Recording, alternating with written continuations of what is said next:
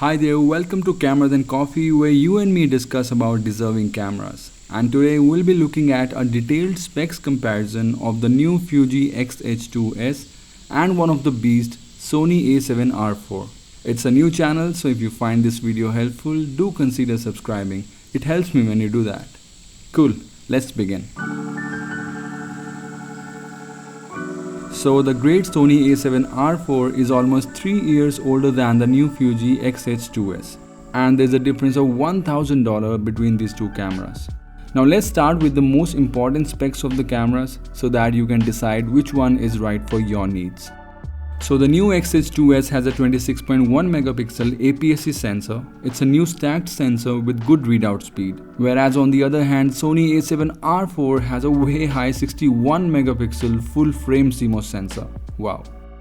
And these are the processors present on both the cameras. But the X Processor 5 on XH2s deserves more appreciation as it has introduced AI deep learning to Fuji X series for the first time. And together, the new sensor and the powerful processor on XH2s will allow a continuous shooting of 15 fps using mechanical shutter and 40 fps using electronic shutter. Good for sports and wildlife photographers. However, speaking of ISO, A7R4 is the clear winner as it has a wider range. But when it is about shutter speed, Fuji XH2s has an edge over A7R4. Next up is autofocus, and this is where you will surely notice a big difference. Even though both the cameras have fast hybrid autofocus system with phase detection and contrast detection mechanism, and there is no big difference in the number of autofocus points, but still when it is about low light performance, the new XH2s claims to focus down to light level of -7 EV, way better than the A7R4. And yes, both the cameras have eye, face and head detection in case of humans, animals as well as birds. Looking at the dimensions of both the cameras, there isn't any big difference in their size and weight. But when it is about screen, on XH2s we have a flip screen, whereas on A7R4 there is a tilting screen. On top of that, Fuji XH2s has a sub-LCD monitor too that displays shutter speed, aperture, ISO, white balance and a few other infos that will be quite helpful. And when it is about electronic viewfinder, it's the same story on both the sides. Unfortunately, there is no inbuilt flash on both the cameras, but it's okay because the external flash is always a better option.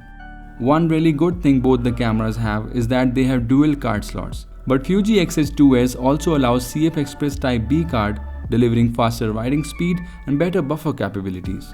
Cool, now let's look at the battery life. Both the cameras have internally chargeable batteries, and as you can see, XH2s has almost same battery life as on A7R4, both in case of photos as well as videos.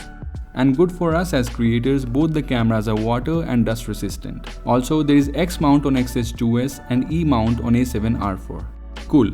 Now before we talk about the video specs, let's have a quick 10-second look at the pause present on both the cameras. And now the most awaited video specs. Let's start with the best thing. The Fuji XH2s can record 6.2K videos up to 30p, and it has a way high recording limit of 240 minutes, which can be further increased using Fan 001, which is an extra accessory that you can buy along with the camera. Talking about 4K, as expected, Fuji XH2s can do DCI 4K up to 120p versus UHD 4K up to 30p on A7R4. And just like that, XH2s also wins in slow motion or Full HD recording as it can do it up to 240p.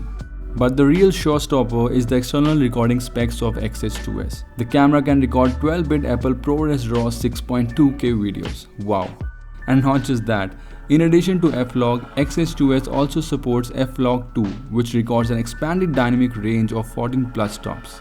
Moving on, both the cameras have 5-axis in-body image stabilization with just 1.5 stop of difference in shake reduction. But beside the stops, it is the new processor that will give us better IBIS performance in XH2s. And last but not the least, both the cameras can be used for live streaming.